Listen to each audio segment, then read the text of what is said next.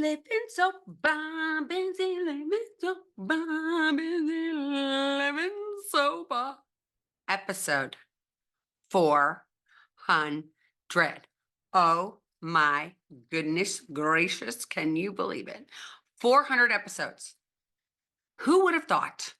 Who would have ever thought that I would have 400 episodes of a podcast? Whew, had no idea. Had no idea I would ever get here. Let's just face it, I started doing this, I guess, with no idea of what it would do, where it would go, who it would help. But first, before I go on any at all, I have to say thank you to every one of you that has followed me, that has listened to me, that has liked what I've done, has subscribed to my channel, that has reached out, has helped somebody else, has recommended my podcast to somebody else. I want to say thank you to all of you because if it weren't for you, I wouldn't be here. And for that, I am so grateful. I found out again, you guys know this if you're regular listeners, that I was in the top 3% of podcasters globally. I haven't checked it again because, as you guys may know, I just don't like to look. I don't like to look. I don't need to look. It's okay. My analytics don't make who I am. Going and seeing how many likes I have on Instagram, how many likes I have on Facebook, how many likes I have on here. For a long time, I did it. And what did it do? But put me in a bad mood. I wish it put me in a bad mood because I'd be like, why don't I have this many? Why does this person have that many? And I'm like comparing. So instead of even looking, I have somebody else to do that now. Thank you, Caroline, for all you do for me and for how you help me so much. And Caroline can watch and Elizabeth doesn't need to. I don't need to watch because it doesn't really matter. Because if I help one person, that's all the only reason I'm here because let's face it, I wanted to let everybody know that you could get busy living sober, have a life that does not revolve around alcohol, which my life did for 37 years. So to be able to share this with you and share how I maneuver and how I navigate this crazy thing we call life. And 2024 and moving forward, there's going to be all different guests, and some are going to deal with alcoholism and some aren't. Hope you're okay with that. Some are going to talk about tools that you can use, and some are going to talk about food you can eat, and some people are going to talk about exercise, and some people are going to talk about politics, and some people are going to talk about all sorts of things. But all it's going to be about, really, at the end of the day, is how we get through this thing we call life. Because once we get, I thought, wrongly so, that when I said I was an alcoholic, my life was going to end. I wasn't going to have fun anymore. Life was going to be bad. I wasn't going to have what I used to have. I was going to lose all of these things, especially friendships. I wasn't going to be included in things that I was before, which I'm not going to lie to you, is true. I don't go to the same things I used to go to. I don't hang out with everybody I used to hang out with. And that's not because they're bad and I'm good. It's just because we've evolved, we've grown, we've gotten to a different place in life. And I think that's what it's about. I think that it's like taking that bad and good away and just going, this is what it is. And this is what I find to be important, or this is where I want to be today. And you might not want to be there. And that doesn't mean I hate you, I want to shoot you, or any of those things. It just means that, I'm doing me. And my favorite saying ever from Henry Chance is, you do you, boo boo. I love that. I just love it. It's like one of my favorite things. And speaking of Henry Chance, just want to give him a shout out because he never listens to my podcast. He doesn't even tell people I have a podcast, but he's graduating from Georgia Tech this weekend. And top of his class, I'm going to be a bragging mom. He's graduating summa cum laude, which I'm like, holy tololi, how the heck did that happen? Wow. It's amazing. And I'm so proud of him. And he's my rock star. All three of them are rock stars for me, but I'm just so excited. And that's happening this weekend. And these are gifts. I'm here. I'm present. I've been able to feel all these feelings of him going to school, him leaving, which was so hard. It's taken me 5 years to be okay with my kids going and me having my life now. It's hard. And if you're out there and you're like, I totally get it, it is hard. Some people don't think it's hard, but I thought it was really hard. And it's taken me 5 years to be okay with all my kids being gone and redefining Elizabeth on who I am. Busy. Who's busy 5.0? What does that look like? How does that feel? And that's where I am right now, and feeling those feelings and walking the walk and talking the talk. At least I'm trying to do that to the best of my ability. I also want to say thank you to everybody that came on this year. Thank you to all my guests that came on and shared their stories, their experiences, what their life has been like. It's been such an amazing gift this year. I'm going to go more into that next week, but because you get me again next week. And next Wednesday, it's gonna be me by myself. And it's so amazing. 400 episodes. And I didn't give up. And I'm not making $1 billion. Not everybody knows who I am. But I'm there. If I help one person with this podcast, that's all I want to do. And I've hopefully inspired others to start podcasts. One of my best friends just decided to start a podcast. I'm so excited for her. I've had other friends that have reached out to me. How do I start a podcast? And I celebrate them, because the more people out there getting honest with each other, the more we can all grow as human beings and be transparent and light. So, without further ado, I have questions that were sent to me, and I'm going to answer them. There's about 10 of them. So we're going to see what comes from this. I didn't even check them out before I'm going on here and doing this live, or I'm not really live, but I'm doing this now. And we all know that I just record and um, I don't edit. And so it's just me. So I am going to read to you guys these questions, and I hope, okay, here we go. Um, Oh, you know what? I'm gonna have to answer them from my computer. That's what I'm gonna have to do. I thought I could get them on my iPad, but I can't. So here we go. Here we go, everybody. Here's my first question. My partner doesn't support my sobriety. He keeps offering drinks and says I'm not fun anymore. How can I quit drinking when he won't share the experience? Wow. Hmm. What a question. What a question. What a deep question. What an honest question. What a question to whew, that's a hard one. It's a hard one, but here we go. So I'm gonna be transparent with you. So I got divorced before I got sober. And but I will tell you, my ex-husband was trying to get sober prior to us getting divorced, and I was not supportive whatsoever. So I have been the spouse of someone who was trying to get sober, and I poo-pooed him, and I called him a quitter, and I was bummed because he was my drinking buddy. And now looking back, and it's been, oh my gosh, about not 20 years, but it feels like almost 20 years of life without each other. So I got divorced when Henry was about 6 years old. And now he's turning 24 actually on Thursday. So you do the math. And I was he tried, and I was not there. I was not supportive. I was not what I would want to be today. Looking back, obviously in the moment, 20 years ago, I was what, so 35 years old. And I definitely wasn't a team player. I definitely had these ideas of what I wanted. And I put those ideas of what I wanted and other people's thoughts and that sort of thing ahead of my marriage. And I didn't work on it. And that's my fault. I didn't really take a time to be introspective and look at who I was and why I wouldn't be willing to, like, literally have his back. Why wouldn't I do that? And now again, looking back, I'm like, oh my God, I was a total asshole. I was a total fucking jerk. Excuse my French. I was not somebody I would be proud of saying that I was back then. It's really important to take time to figure out, like, what's going on with us when we quit drinking, and why our spouse or our partner won't be there and have our back, and how that feels to be maybe somebody else, to maybe go up and raise 10,000 feet. I always say, get in a helicopter and look down on your life and imagine being that person that's quitting and not having their back. It was crazy because as you guys, if you follow me even at all, you know that 10 years ago, my same husband reached out to me and said, Can you help me? I need to get sober." And I took him, and he went to treatment, and he ended up getting sober. And not that that made anything better from what it was back when we were kids with the kids, and blowing up a marriage over it, and thinking that this is back hindsight. So when you're in it, it's really hard to get perspective when you're in it. It takes a lot of courage. It takes a lot of strength. It takes a lot of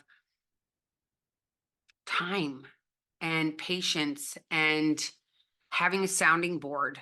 And you need your own personal sounding board. Whoever, both people do. A husband needs a sounding board, a wife needs a sounding board, whoever the spouse is that's trying to change. You guys need a sounding board. You need somebody who is not part of this, that has nothing to do with it. I went to my mom, God rest her soul.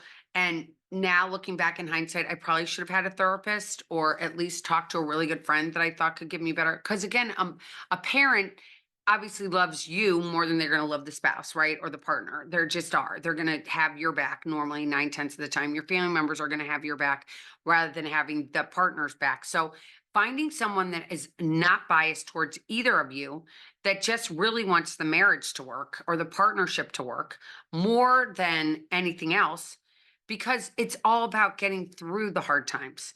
Again, looking back, if I were there today, I would have endured it. I would have gone and gotten help, and I would have gone to Al-Anon, or gone to found some resources for me personally to be able to support my loved one. And, you saying that you're not going to give up. I said that. I was like, I'm not giving up because you're giving up. Who cares? I'm not. How selfish was I? I mean, obviously, I was an alcoholic there as well, and I didn't get help until I got help, which ended up being 2 years after I blew up my marriage. I ended up getting sober after I had gone down my path that I had to go down. But it was really painful. And to be able to swallow that and say, I really screwed up. I really was the one that, if I were to be able to go back now today and say, oh my God, I wish I could do it over. Unfortunately, we can't. So it's again learning from my mistakes. And in my marriage presently, as you guys all know, I'm married to somebody who's got 25 years of sobriety, and it's not been easy just because he doesn't drink. I mean, we've gone through hard things ourselves, and I've told a lot of you that too. Like in the last couple of years, it's been really, really bad.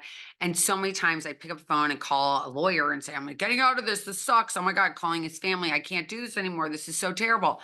And realizing that, I've got to slow down. I've got to get help for myself. I have to have people that are my sounding boards, that aren't in the marriage, that just want the marriage to work, and they aren't biased towards me or to my husband. They just like us together. And having that is so important. And I feel like today, where we are in the world, where there's so much light coming in and transparency, that we can reach out and not feel ashamed of reaching out for help. And I'm just going to say, you can always reach out to me if you have any questions about this, but I hope I covered that in enough. That was enough information on question number 1. Now I'm going to go to question number 2. I hear that AA isn't a good place to get sober anymore and has too many rules. Should I go to a meeting or keep quitting on my own? Huh. AA and so many rules. So funny that this is coming up. I went to a meeting today, and somebody was talking about how when they went to the meeting, this meeting was really stringent, very, very stringent, like made you do certain things, and you had to do it this way, and you had to do it this way. And it was very, very, very, very structured, and very, very, very rigid, and many rules. I can say for myself personally, as being a 12-step member for over 17 years, that the only rule that I had that I felt was important, was that I didn't drink. That's the only rule that was there that I have felt that's like mandatory for me personally, is that, I have an allergy towards alcohol and I can't drink it anymore. Every other thing, the structure, all the rest of it, I take what I need and I leave the rest. I do not I do not. I think we got to do ourselves. I think we have to do what's important to ourselves. I think when we're in vulnerable situations, especially when we're first getting sober, it's really important to do find people that love you and find people that are rooting you on and cheering you on. I think that's the most important thing. I found that when I went to 12-step groups.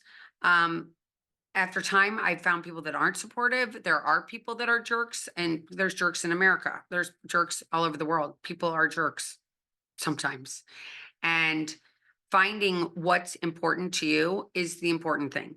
Finding out who you want to be with and who are your cheerleaders is going to take time. I don't think that you necessarily have to throw away the entire AA culture, the AA meetings. I think you need to give it time. I think checking out a meeting, and I think today, here we are, there's Zoom. And there's going to be Zoom meetings that are structured and Zoom meetings that aren't structured. I mean, again, go see, check it out. It's kind of nice you can go and not even turn your camera on and just participate, like be there and just be a voyeur in the room. That was not around 17 plus years ago. I had to go bring my butt there. And it was the scariest place for me to go because of the connotation that AA has had forever, is that it's like a cult. It's all these other, there's all these things that it's called. But again, if you take what you need personally and leave the rest, it's got amazing structure and amazing steps. And ironically, yesterday was 89 years, I think, since Bill Wilson took his last drink, who's one of the founders of Alcoholics Anonymous and AA. And I think that knowing that it has helped so many people. The other thing about AA that a lot of people might know or not know is that to take statistics from AA is really difficult because nobody knows who anybody is. You just know their first name. You don't know what their address is. You don't know their last name. You don't know any of those things. So to really be able to check it out is a personal thing. I would not use what everybody else says for you. I would check it out for yourself, just to check it out and see if you like it. And you're not going to like every meeting, like you're not going to like every restaurant. It's just the way of the world. You just aren't. But there's going to be places that you're going to go and you're going to find answers and you're going to find help because it is amazingly helpful and it doesn't cost any money. That's the other thing. It doesn't cost any money. So it's all about it's all about trusting one another in that sort of place. And it's again, taking what you need and leaving the rest. And it's principles over personalities because there's lots of personalities. There's lots of people that are, it's not like the land of the healthy. I'm just going to throw that out there. It's, I'm sorry, the lawnmowers are across the street. So if you hear that, I'm really sorry. He should be done shortly. There he is. He stops with his blower. But anyway, um, really knowing that it's up to you. Whatever you decide to do is on you. But I'm going to tell you this, it's free. And most people that have long-term sobriety have done it through AA. And again, it's free, but we don't have statistics. So we can't go back and, oh my gosh, circling back to my first thing, which was analytics I was talking about. There's no analytics on AA, none.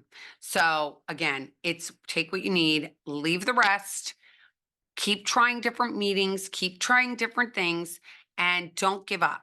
Don't give up. That's all I'm going to say is keep trying because it worked. It's worked for me. It's worked for my husband. It's just amazing. Okay.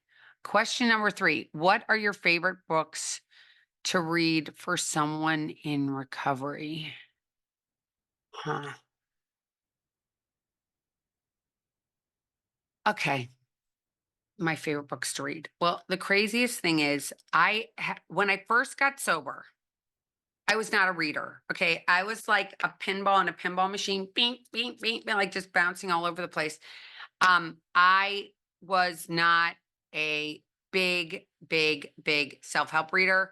All these people were like, did you read this story? Did you read that story? And the reality is the answer is probably 9 out of 10 times no. I like to read fiction when I can. And if not, I like to read historical biographies just because I find that interesting. And then I'm also into kind of politics. So when it comes to 12-step and recovery books, I literally like sitting right next to me is the book Alcoholics Anonymous. It's right here.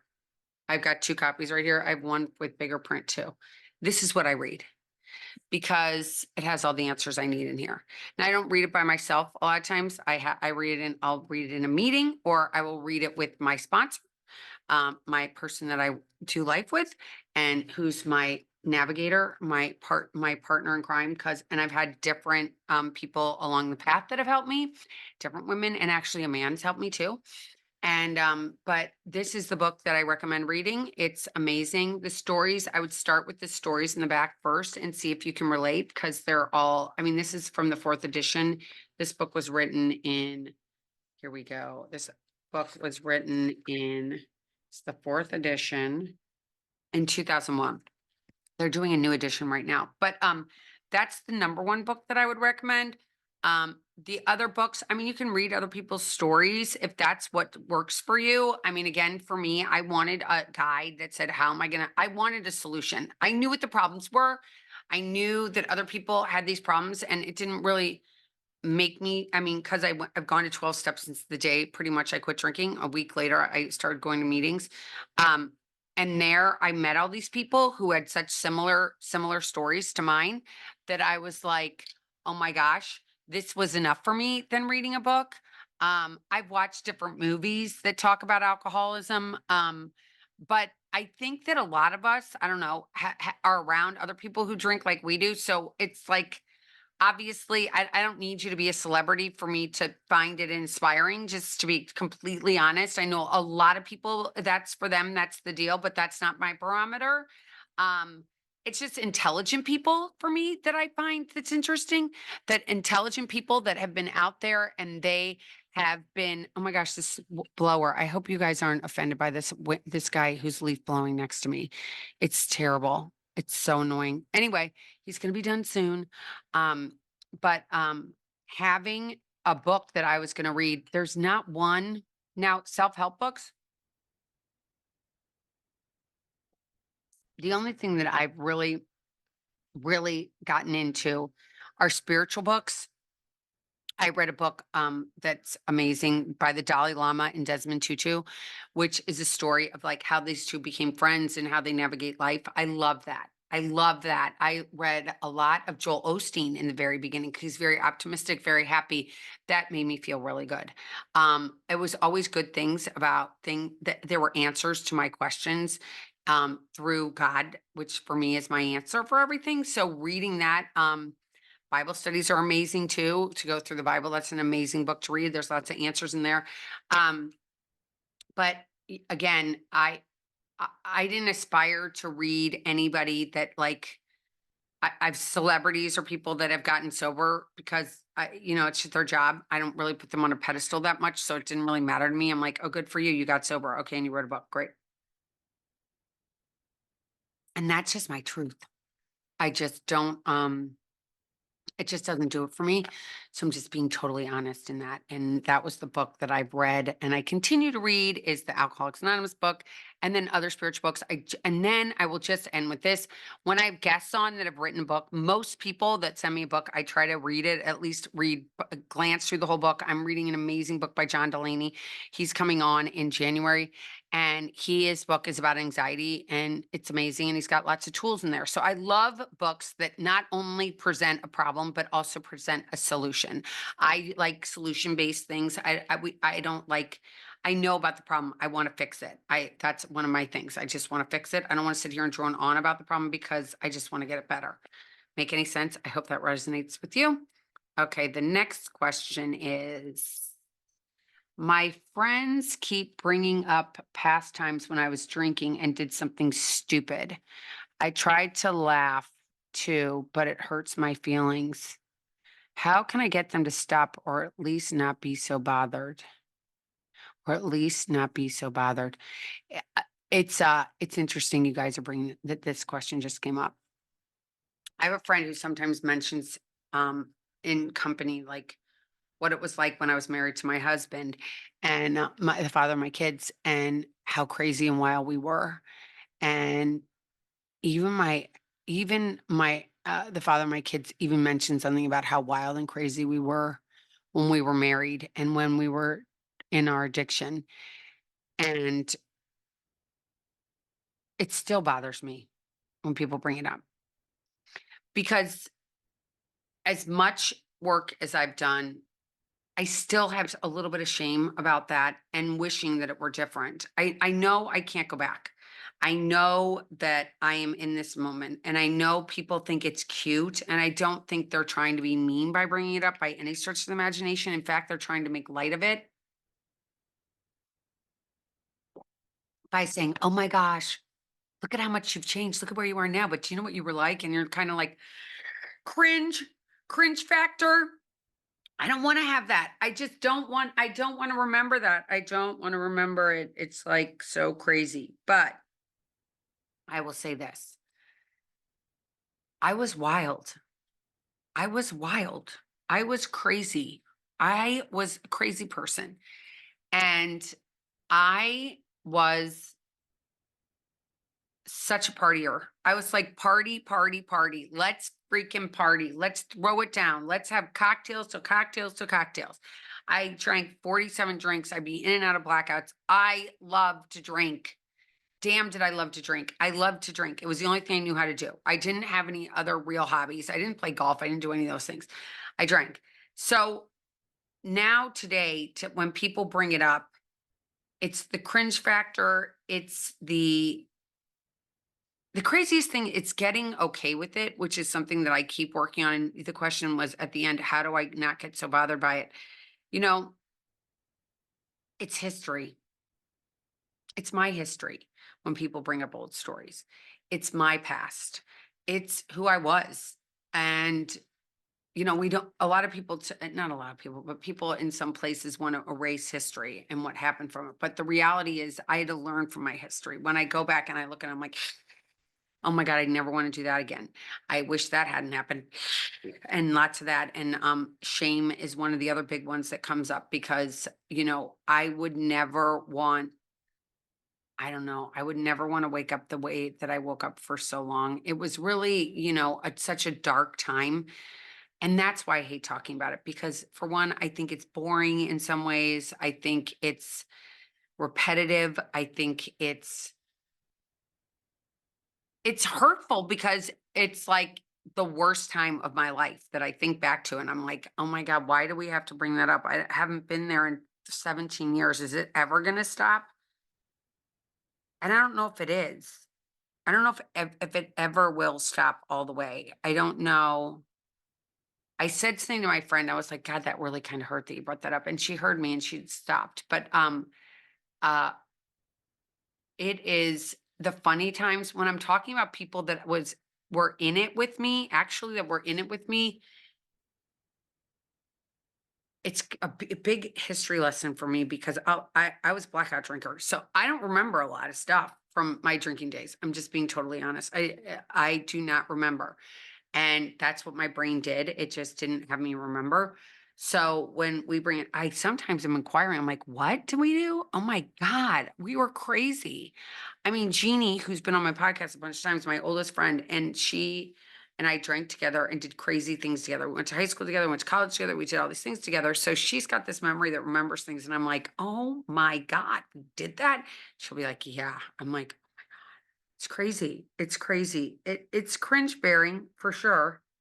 And, you know, hopefully your friend will be like my friend was because I spoke up and I said, can you just cut that out? It just doesn't feel good, especially from someone that wasn't like there, like rocking it on with me. I mean, if you were partying with me, it kind of puts you in a different place because it was like you were doing it too. So especially when your friend's sober too, it's like kind of funny. But when it's from somebody else in a kind of judgmental way, it hurts. It stings. It's like, wow, that really hurt. That really hurt. I don't want to talk about it again. So be setting your boundary. And people might not like your boundary. And if they don't like it, then you might have to say, all right, I'm not hanging out with this person anymore because they're not listening to me and they're not respecting me. And I don't want to feel bad right now. And you have every right to set up that boundary. So remember that. Okay, next question. After after I quit drinking, all my best friends stopped texting me for our usual dinner meetings. They say they are just busy when I check in, but I know that they are still getting together without me. What should I tell them? I still want to go out, but I just don't want them to pressure me into drinking. Wow. Um, the friend thing is really, really hard. The friend thing is really hard. It's really hard when you get ostracated and nobody invites you. You know you're not being included anymore. It's really hard. It's really hard. Um, again, luckily I joined a 12-step program right away. So I had new friends, I had a sponsor I could talk to, I had a therapist that I could talk to about these things. But there's this old saying that people come into your life for a season and they leave for a reason. And it's even old friends. I had a lot of old friends in my life for a long time, and now I don't. And for better, for worse, for whatever reason, they're just not in my life anymore. And that's okay. And because they were there for when they were there. And I believe in God and that things happen for a reason and people come in for a reason, and people leave for a reason. And it doesn't always have to be about me.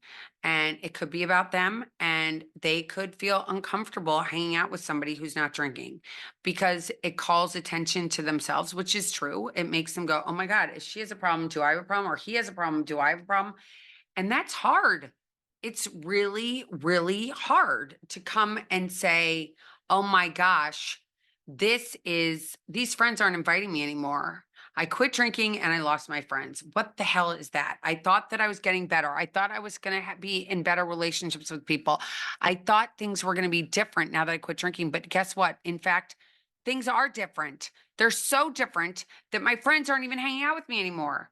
Find new friends. So I'm going to say, find new friends that don't drink. And you're like, well, where do I find that? There's so many groups on Facebook. It's insane. 12-step meetings all over the place. Recovery. There's so many different recovery things you can do. Um, just do something that's better for you and find new friends. You need new friends because if those friends are uncomfortable with you, it's about them. It's not really about you. It's about them not feeling comfortable. Like, I can't drink. And that's happened to me numerous times. Numerous times. I didn't get called to go to parties anymore. It's reality. I didn't get the invites I used to get. I don't. I didn't get invited to things at my golf club anymore because I didn't drink. It's reality. I just didn't get invited. And whatever. Luckily, I have other things I like to do. I can find things to do. I love to needlepoint. I love to watch movies. I love to hang out with my husband. I love to hang out with my sober friends. And I do have a lot of friends, by the way, that drink. They just don't drink like I used to drink. And they love being around me. They think it's fun because the reality is I am fun. And without drinking, I'm even more fun. I wasn't fun for a little bit, but let me tell you, now I'm even more fun. The only thing is I don't stay out so late anymore. And I leave when it's time to leave and I take my time. So if you're friends, those aren't friends, by the way. If they haven't invited you to the party and you know that they're having a party and they didn't include you, that's an asshole. Excuse my French, but it is. And women should be supporting women and men should be supporting men. And a friend should support you and invite you to everything. And it shouldn't be so much about them and their drinking as it is about supporting their friend that's going through something big like quitting drinking, which is a huge change. And then to have a friend not invite you to a party because you've decided to do that, not a friend, asshole, goes in that category. Okay, next question. I've tried to quit 6 times in the past year, but every time I cave and have a drink when things get tough. How do I make sobriety stick for good? I'm embarrassed about all these false starts. Well, for one, stop judging yourself. The fact that you keep coming back is what you should be focusing on. The fact that you keep trying. It's not that you keep failing, but of course, as human beings, if we're sitting in a room with 100 people and 99 people give us a standing ovation and one person doesn't, who are we going to focus on? That one person. You've tried 6 times, try 7. Try 10, try 20. Keep trying. Don't give up till the miracle happens. Don't worry about it. It doesn't matter. It's going to stick when it's supposed to stick. Keep trying. It's not about the losing that matters. It's the fact that you keep trying. Not everybody's going to win the first time. It's just reality. But the fact that you keep trying is what counts. Keep trying. And if you keep failing, it's okay. You'll get it one day. I have faith in you. I pray for you that you will get it one day. And how does it happen? How do you make sure that it happens? Well, for me, it's like making sure you find out what works for you. If you are trying to get sober and you really want to get sober and you keep going to the same parties and hanging out with the same people and going to the same bars or going to the same restaurants with the same people, you're going to keep having the same problems. You got to change it up.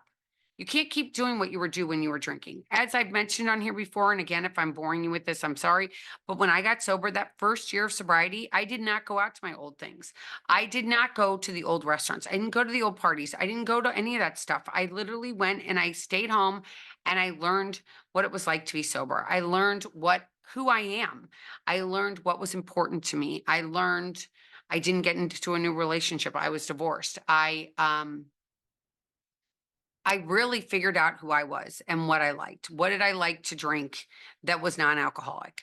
What made me feel uncomfortable? What was inside of me that I had to let go of? I had to do an inventory on myself. I had to talk to somebody about the stuff that was going on inside of me. I had to do these steps that we have in the 12 steps, which 12 steps, and they reveal a lot of things. But I had to take that time to figure out who I was and what makes me tick. And I needed to take myself out of all the people that I was hanging out with. And another thing is don't have alcohol in your house. That's another huge thing. Don't have alcohol in your house and you won't drink it. So if you don't go to bars, you don't go to restaurants, and if you do, you get a seat in the restaurant the furthest away from the bar that you can. When they ask you what do you want to drink, you order your favorite thing if it's kitty cocktail or whatever it is, and non-alcoholic, and you order that drink and you go and you take care of you. Set up barriers that are work for you, at least for the first 90 days. Like it takes 90 days to change any habit. So whatever the 90 days, take it and figure out what it is that makes you tick, who you are as a human being, and what is important to you. And if it's really important to you to stay sober, then change some things. Change some things, change where you're going, change who you're hanging out with, change some things. And they might be little, but they might be big, but you're worth it. Okay. The next question is I just had a baby and my toddler has been really demanding lately. It's easier to have a glass of wine in the afternoon, but sometimes I'm drinking more than a few glasses before I even had dinner. Do I really have a problem if I'm only having wine every night? I do miss it if I try not to drink. So, um, wow. Having kids, now this guy's in my neighborhood just blowing. What a jerk. Anyway, go away, go away, go away. So I just told the guy to go away. Sorry. Um, Having a baby is stressful. I had three babies right next to each other. I had 196, 197, 199. I was drinking with my husband. I was It was hard. It's hard. It's hard. And you think wine isn't bad for you. Okay, having a bottle of wine is like having an entire chocolate cake. Okay, the sugar that's in there, for one. For two, I'm just going to tell you my truth. This is the truth. If I were to go back in time right now, I wish that I hadn't drank when my kids were little. Wish I hadn't because I missed so much. And was a blackout drinker. I mean, Kent was 10 years old when I got sober, and Hadley was 8, and Henry was 6. And I think back to those times and I'm like, God, if I could have changed sooner, it would have been so much better if I could have changed sooner. Um, I think to call another person an alcoholic is a pretty ballsy thing to do. Um, I think there's actually a test on my website you can go and take and see if you have a problem with alcohol. Um, I think that the problem is with alcoholism is it's a progressive disease, so it gets worse as time goes on. So you used to drink one glass of wine, but now you drink six, and that might be telling you something. That might be your first like little wink that, oh my God, I have a problem because I can't just have one. I have to have 47. And that is painful to come to that conclusion. And wine, booze, whatever it is, it doesn't matter what it's alcohol. Alcohol is so bad for your liver. It's so bad for your body. It's a cancer causer, just like cigarettes. Nobody wants to talk about that because the alcohol business is so big in America, big all over the world. And you're not going to want to miss your life. I'm going to tell you that. And if you think that you have a problem 9 out of 10 times, you probably do. And take that test, and it's okay. It's okay. It's okay.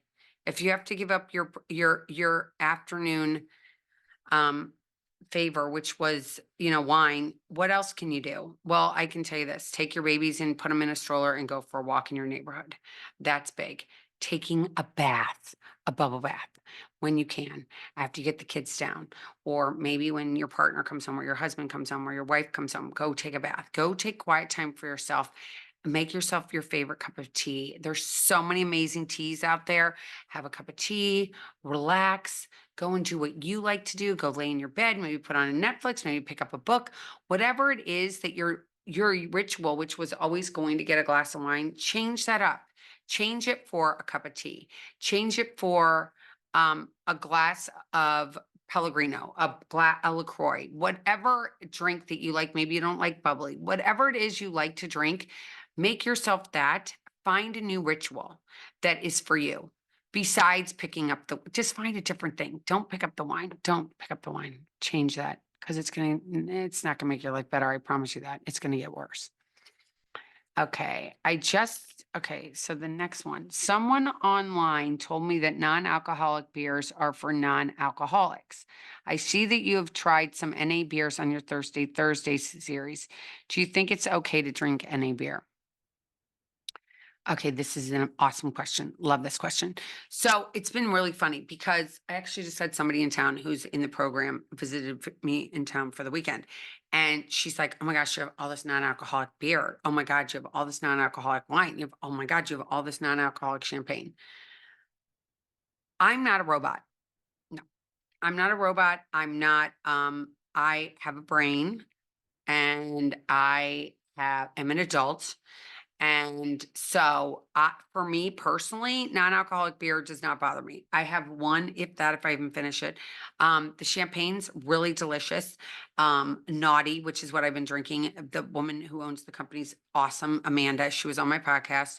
And she's the number one non-alcoholic wine and champagne in the world at this point. And it doesn't have alcohol in it. So for me, it doesn't make me go, this is the difference for me. For me personally, when I had a glass of alcohol, this is me. Okay. If I had alcohol in my system, I can still remember it, even though it's been a little bit. When I had it, I literally would have this feeling. I don't know if you can relate to this, but this warmth would come over me. It would come up to my face. My face would get red. I'd have this warm feeling. Non-alcoholic beer, wine, champagne does not do that. There's no alcohol in it. So it doesn't make me feel like, oh my God, I want more. It doesn't trigger this sense of more. Okay. It doesn't. For me. Now, this is for me. What you want to do is on you. What's important for you is good. I am not the rule maker for the world. None of us are. None of us are the people that can go out there and say, this is good for you. This is good. It's all personal preference. People like to shove their ideas down you and tell you, you have to, you have to, you have to. You don't have to do anything except for not drink alcohol. And if you drink non-alcoholic beer and it makes you want to have regular beer, then maybe you don't have it. If you drink non-alcoholic champagne, drinking grape juice makes you want to drink regular wine or regular champagne, don't drink it. If it's triggering, don't do it. But if it's not triggering, why not? There's so many options now. When I quit drinking, my mom would buy me Martinelli's. Oh my gosh, apple juice, horrible. Now there's great options for us. And I say, yay, bring them on. I'm excited. And people aren't going to like it. And not everybody's going to like everything I do. That's okay too. You do you, boo boo. Henry Chance again. You do you, boo boo. And, I'm not going to apologize for having a non alcoholic beer or a non alcoholic drink. If it doesn't make you feel good, don't do it. but I'm not here to make everybody feel happy. Not everybody's going to like me. Not everybody's going to like what I do. That's okay. Last I checked, I have freedom, at least for a minute. And I'm going to be free to do what I want to do. And even in not drinking, I don't drink alcohol, but that doesn't have alcohol in it. So for me, it works. Okay. And some people are like, well, it does have alcohol in it. It's half a point to da da da da da da da. It's as much as a banana has. Okay. Get over it. It's just, for me, that's me. If you don't want to do it, don't do it. You don't have to do what I do. What I do is important for me. What you do is important for you. Do not do what I do just because I do it. And if you don't like it, don't get it.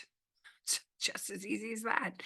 As I said last week, I don't really enjoy Motley Crue, but you might. That doesn't mean you're bad for liking Motley Crue. Okay. Next question. Okay. My wife and I have been fighting a lot. I used to drink when we fought so I could tune it out and at least feel a little mellower. But ever since I got sober, it's so much harder. We argue and argue, and I've been sleeping even worse than when I was drinking. How am I going to get through this? For one, I'm so sorry you guys have been fighting.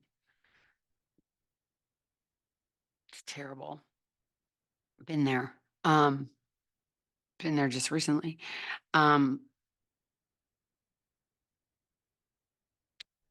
Being sober is really it makes you realize what's important, what isn't important. And when you argue, it's hard. When you argue, it's hard. It's hard to argue. It's hard to be in disagreement all the time and maybe get to the root of where the arguing's coming from. I know mine, just to be total transparent, was financial mostly, and fear of not being able to keep what I have and fear of not being able to get what I want. Um, Arguing is disagreeing, and it's trying to come back to that common place and why you guys came together in the first place. And sober or not sober, you know, self-medicating doesn't help. It doesn't make the problem go away. And you're realizing that. And you're waking up in the night because the arguing is staying with you longer because now you're not passing out. And it sucks. I can tell you that. It sucks when you're going through this. And trying to find a way to either work things out, which is what I'm going to be. That's what I work things out, figure out what is at the core of this. What is this really? If you were to like take away all the details of it at the core, what is it that you're worried about? And what are you fighting over? And figuring out what that is you're fighting over and finding help to help you get through that, whatever that is. I can't really speak to infidelity because I've never really had that, but um, there is a solution. There is a solution. You have to know that. And reaching out for help, getting somebody to talk to, getting ideas for your personal problem, whatever that may be with this, is really important.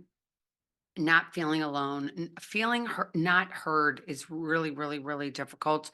And I'm a big communicator. My husband doesn't really, I mean, he does it, but it's not his number one thing, especially when he comes home from work. It's like the last thing he wants to do is sit down and have some heavy conversation with me. He's already had a long day at work, and then I come after him like, come on, we need to talk about this. And he's like, oh my God, I've been at work all day. Can you just shut up? I get where he's coming from. But um, figuring out the time to talk about things, figuring out the root of where it's coming from, and maybe stop picking at that scab of whatever it is that you guys have been arguing over so much. 9 out of 10 times it's like money. I think like that's the number one thing that people fight over. And today it's really hard. I mean, I'm not going to lie. It's hard. I mean, it's our country's in trouble. Our money isn't where it was. Our stuff is, I mean, we're looking at just some of the hardest times in, especially for that we've gone through in our generation. And it is really, really hard. And self-medicating is not the answer, but finding your way through this, going and speaking to maybe even a religious person that doesn't cost you any money, going to the local church, going to the local synagogue, going and talking to somebody, maybe finding somebody online, there's all these self-help groups now on Facebook and all over the place that you can go to and talk to somebody on there, and somebody will respond to you and give you an opportunity to give you some answers, and maybe even privately you can find a new friend that way, that you can find the solution.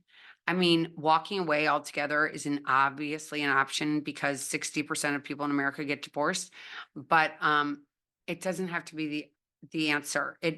You can figure this out if you put in the effort and you put in the time.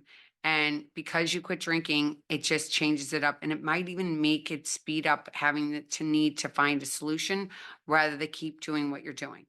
You need to get to a place where you are feeling heard, and he's feeling heard or she's feeling heard, and moving forward together and coming up with a plan that works for both of you.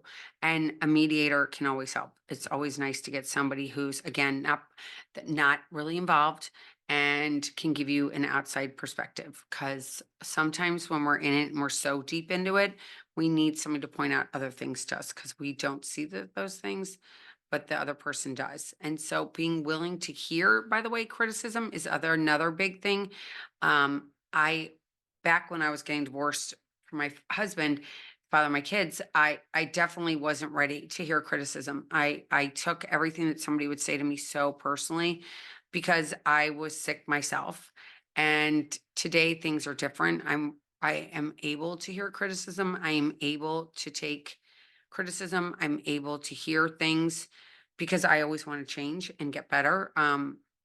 Because I don't know, are we only here once? We might be here another time, but I just know this. I want to change all the time and become better and be a better person than I was yesterday. Okay. And I am coming to the last question of my 400th episode.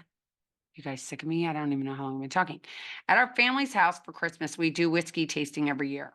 This is the first time I'm going after quitting.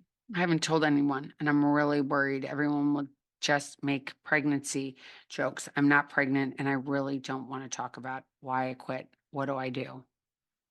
Ooh. Well, for one, if you don't want anybody to know, that's your prerogative. Number two, so that's on you. If you don't want anybody to know that, I don't know why you wouldn't want anybody to know, because people can support you. Um, I was really honest with everybody from day one because that was going to be my support. And so people could support me. The people that love me would support me and know, oh my gosh, she doesn't drink. She doesn't drink. I got you. I got you. So that was really important for me. But I understand if you don't want anybody to know, you can say you've quit sugar. You're on a 100-day challenge. You are going to go work. You're getting ready for a marathon this spring, and you're just not drinking anymore. And that's what you're doing right now. And they don't need to know why. They don't need to know why. It's none of their business. So just saying, I'm not pregnant. It's just that I don't like, or I just don't like who I become when I drink. It's really interesting in that we're in 2023, almost 2024, and so many people today are quitting. And people are so out there with it. Like, you go on Instagram, I mean, I swear maybe it's just because of my algorithm or whatever, but when I go on there, it's like so many sober people all the time are coming up on my feed. And so many people are out there with it. So it's kind of and it's in the news now a lot more, like getting sober is healthier and that sort of thing. So I think that you have to do what's right for you. If you don't want anybody to know, nobody needs to know. Tell them you're on, again, no sugar. You've given up sugar because you've realized that, my doctor said I'm close to getting diabetes. I mean, if that's true or not.